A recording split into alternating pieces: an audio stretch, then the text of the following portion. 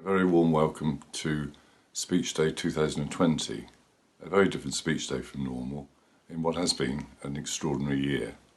We've seen the highlights of our calendar decimated and cancelled, our sports fixtures, our drama productions, our music recitals, even our exams. And yet we have got a speech day, and this is down to the extraordinary efforts of our staff, both our teaching staff and our support staff, a combined effort in getting us through the first lockdown with a full curriculum of online and virtual teaching and learning, and in the second lockdown, keeping the school open so that we are now in a position where we can celebrate the excellence of you, our prize winners, and it's our warmest congratulations to all of you, and many thanks for all your hard work. Yes, good day and welcome to our first ever virtual speech day. It's certainly been a year of learning new skills, so please forgive me if I struggle a little bit with some of my IT Microsoft Teams technology, but we'll try our very best. Each year, Speech Day is an absolute highlight of our year. It's a real celebration of our students' success, hard work and commitment. This is of course always a really significant achievement, but in this remarkable year 2020, the recognition is more noteworthy than ever before. At the heart of our ethos and values, you'll be aware that we consistently and repeatedly challenge our students to be resilient, to capitalise on adversity, and to always strive to be the best version of themselves. This year, these qualities have been more important than ever before, and the prize winners here today exemplify these qualities in abundance. They've not allowed their learning to be disrupted. On the contrary, they have thrived and excelled under the most difficult of circumstances. These are qualities and achievements that certainly deserve our recognition, and as importantly, the attitude, skills and knowledges that have been cultivated in 2020 will allow these students here today to go on and excel in what is a rapidly changing, exciting and indeed challenging 21st century workplace. You will be aware that dystopian novels are a popular genre and feature within our English curriculum. They're indeed more and more popular in the media, and there's many television related to dystopian model novels that are on the TV at the moment. The word dystopian can be described as a community or society that is undesirable or frightening. It is, of course, the antonym of the word utopia, first coined in 1516 by Sir Thomas More, who was describing the ideal society with minimal crime, violence and poverty. As we entered lockdown, it certainly felt, and still does to a transition to some sort of society. We were entering a world bordering on the science fiction almost, indeed invoking a sense of fear and disbelief amongst many of us. It was these emotions that we were all experiencing as we entered lockdown for the first time. One such dystopian novel that's had a big impact on me has been The Handmaid's Tale, written by Margaret Atwood. Whilst reading this sometimes disturbing narrative, I was struck by how prophetic some of Atwood's descriptions are. She writes, "That was when they suspended the Constitution. They said it would be temporary. There wasn't even any rioting in the streets. People stayed home at night watching television, looking for some direction. There wasn't even an enemy that you could put your finger on." To all intents and purposes, when we entered lockdown, our constitution was in effect suspended.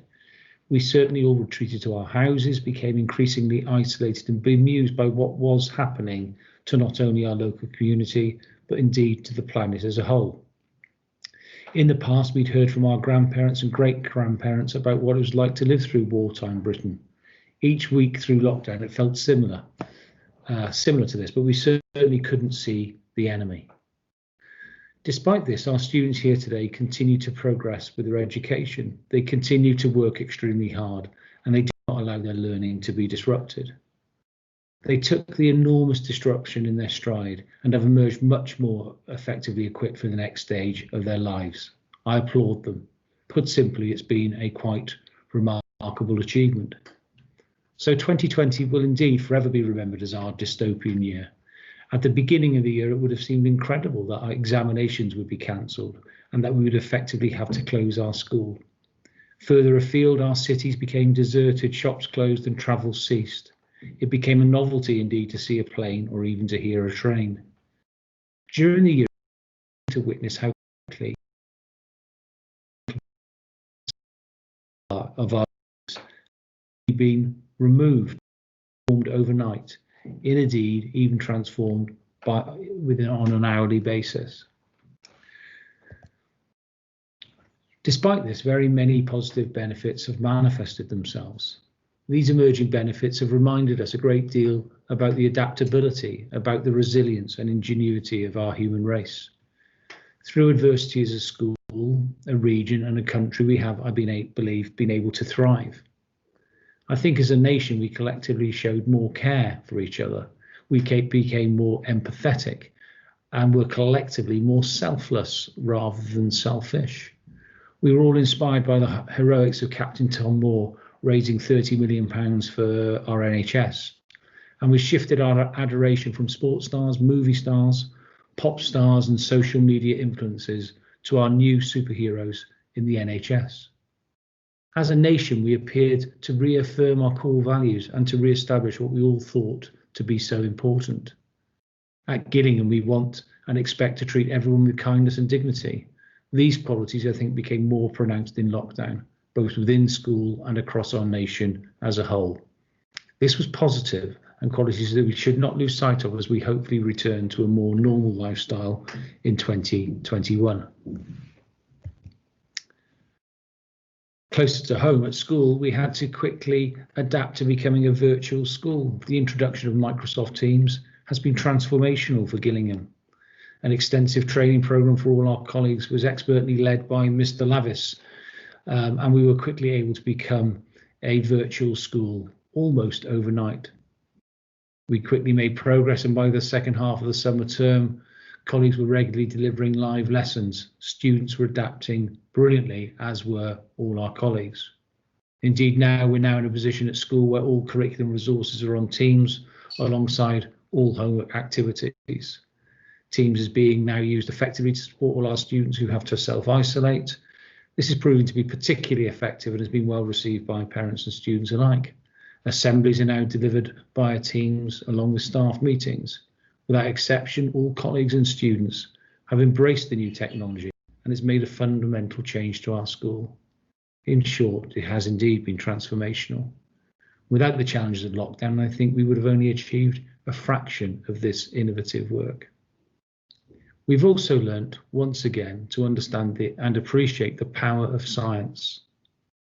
For the first time, certainly I felt how we've taken science for granted, and yet at the same time learnt to realise how incredibly reliant we are on it. The recent promising news of the creation of a number of vaccines could potentially save and will potentially save millions of lives across the globe, whilst affording us the opportunity to return to a more normal and most welcomed way of life. One of the key pioneers, a company called Moderna, have only been in existence since 2010. They are a young, innovative and forward-thinking company, jam-packed full of employees, not much older than all our prize winners here today. I wonder how you, the prize winner, will shape industry and enhance our lifestyles in the future. What will your lasting legacy be as you contribute to the 21st century? It's probably more important than ever before for you to consider that. And finally, I came across this interesting book, Haruki Murakami, Kafka on the Shore. He wrote this in 2002, and its 2005 English translation was among the 10 best books of 2005. In the book, Murakami writes, "And once the storm is over, you won't remember how you made it through, how you managed to survive. You won't even be sure whether the storm is really over. But one thing is certain, when you come out of the storm, you won't be the same person who walked in. That's what this storm's all about." So today, I applaud all of our prize winners here today. You've done much more than simply survive the storm, and I wish you every success in the future. Thank you. Hi, I'm Hattie. I'm an ex-Gillingham school pupil, and since I left nearly 8 years ago, I've become a junior doctor and a wheelchair user. I've kindly been asked to speak to you a bit about my story, and while I'm not here to lecture you or teach you about disability as such, I'd like to leave you slightly better equipped to relate to and interact with people with disabilities that I certainly had little known contact with when I was in your position, despite the fact that nearly 2% of the UK population are at least part-time wheelchair users, with 20% of the working age adults having a disability of some sort, and 85% of those disabilities, like mine, were acquired later in life. Looking back on my time at Gillingham, I can see the positive effect the school had on me. No matter what advantages someone has or appears to have on the surface, we all have our difficulties and worries and things that we struggle with, and I personally found Gillingham to be a supportive environment that helped me get to where I am now. In school, most of the teachers would probably remember me as being one of the sporty ones. I was on every team: rugby, dance, netball, I loved them all. I was on the school council and became head of it in sixth form, and I still have many of the friends that I made during my time at Gillingham. I enjoyed many subjects, and very gradually it became clear to me that the ones I enjoyed the most, like biology, the way that I was going to be able to combine having a job with people and talking, would be medicine, and getting awards like the ones that you're getting today was something that helped confirm my belief that I would be able to become a doctor. Shortly after deciding on medicine, and just after completing my GCSEs, I sustained an injury to my ankle that, unfortunately and realistically, doesn't come with a very exciting story. I didn't even realise at the time how defining this incident would be, or that it would lead me to using a wheelchair the majority of the time, and put me in situations where not only was I trying to navigate somewhat blindly through a whole new world of disability, but the institutions and mentors I was looking to for guidance, either at university or at work, were also pretty unsure, and there was no real framework in place, given that disability isn't something that's particularly common yet in my line of work. Whilst I was applying to be a doctor, I was also having the experience of being a patient, which made me even more sure that I wanted to be a doctor and that I had something to offer that maybe I would have liked to have had from my doctors. I got 3 rejections before, and I'd come to terms with the fact that I wasn't going to get into medicine and was going to take a year off to get to where I wanted to be, before I finally at the last minute got an offer from Cardiff to do medicine. Turned out to be a fantastic stroke of luck, given that Cardiff unintentionally is a very wheelchair friendly city. When I started university, I'd never really known anyone with a disability, and I didn't want to think of myself as disabled. In an attempt to fit in and meet new people, I didn't tell anyone or show many people how much I was struggling with walking. But then as my mobility got worse, I moved more into having, as the years went on in medical school, I moved more into having more clinical placement, which requires being on your feet. I first had to start using crutches and then increasingly a wheelchair.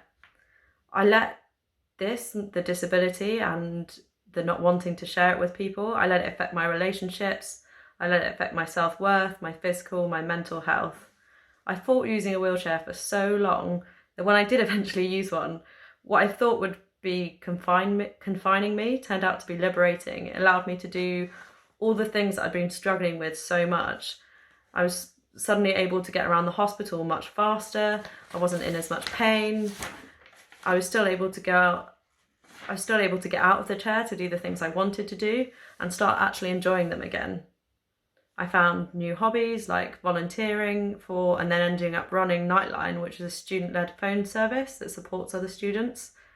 It's given me friends for life and some much needed perspective that you never know what other people are going for, and whatever you think, there's always someone there to listen and someone to help if you need it. I even found a sport more recently that I could get into, aerial hoop. It requires very little standing and a lot more hanging upside down. I've had a few more road bumps during my time at university with my health, meaning I've taken an extra year to complete my degree. It felt really hard at the time because a lot of my friends were finishing ahead of me, but it actually turned out to be quite a good thing because I made a whole new group of friends in a whole new year group. I was able to learn from the mistakes that my friends who had finished ahead of me were making. I was able to learn from their guidance, and it also gave me the confidence going into my finals that if they could do it and they were all doing well, that I could do it too. And over time, I also realised that there's plenty of people that take a different route or some extra time to get where they want to be. It doesn't have to be health related. There's loads of things that can happen. And I wasn't alone in that, even if I did feel it sometimes. I've had the opportunity to give teaching at the university on our Equality and Diversity Day, where I educated other students on some simple do's and don'ts of disability. Things like letting curiosity get the better of you and constantly asking someone what's wrong with them. It's understandable, but when you're the person being asked 100 times a day, it gets a little bit tiring. Through all of this, what might be surprising, that the biggest challenge wasn't the pain or the health problems or the difficulties that I had from not being able to walk very much.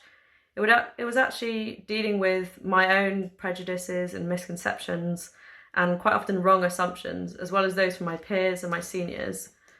I've been told you can't do this more times than I can remember, including by myself. The more I've come to trust that I can do this, the more I've been able to tell people that I can and I will succeed in this.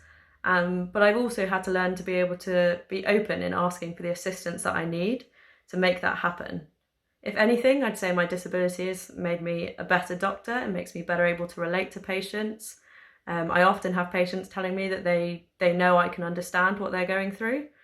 And it also makes you a much better problem solver, because you're constantly having to find different ways of doing things. If there was one thing that I could tell myself or go back and listen to when people had told me, it would be when I was where you are now. It would be not to look too far ahead, I would always try and foresee all the reasons why I might not be able to do something or what problems might arise. And as much as I tried to do this, I never would have predicted the challenges I ended up facing or how I'd overcome them. If you told me what I'd go through when I was 14 or 15, I never would have believed you, and I never would have thought I'd been able to deal with it. But if there's something that you want to achieve and you believe you can, but you need help or time or a different path to get there, don't let the reason that you don't get there be asking for help or accepting the help. I don't mean to imply by any means that I've got it all figured out. Some days I struggle with my disability, other days I struggle with how I look or my relationships with my friends. I'm still learning every single day how to navigate being a new doctor in a global pandemic, being a minority as a wheelchair user, but also just being me, which I think is the most important thing that any of us can do. All I can hope for is that something that I've said might resonate with some or any of you, whether it be now or in the future. I wish I'd heard and listened to more disabled people before I became disabled myself. And I just hope that this will help you with your journey to get wherever it is you're meant to be. I'd like to congratulate all of you on your awards today and wish you the best for the future. Thanks for listening. Katie and I would like to congratulate all the prize winners at this year's Speech Day. We hope next year we're able to welcome and congratulate you guys in person so that we get a bit more of a surreal feeling. We hope the online Speech Day can help you all realise how great your achievements are, and you all feel very proud of yourselves. And thanks very much for watching.